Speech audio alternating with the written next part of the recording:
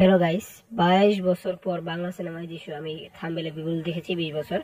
যাই হোক, এখন যেটা লেখা হয়েছে সেটা আমি আপনাদের পড়াচ্ছি। এই যে আপডেট 24 একটি নিউজ করেছে, সেটা হলো 22 বছর পর আবারও ঢাকা সিনেমায় অভিনয় করছেন যিশু সেনগুপ্ত।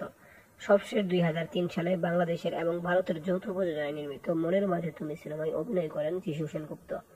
এরপর কেটে গেছে 22 বছর। একাধিকবার আলাপ উঠেছে ঢাকায় সিনেমায় দেখা যাবে টলিউডের অভিনেতাকে।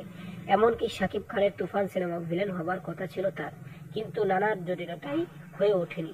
তবে এবার আর মিস হলো না।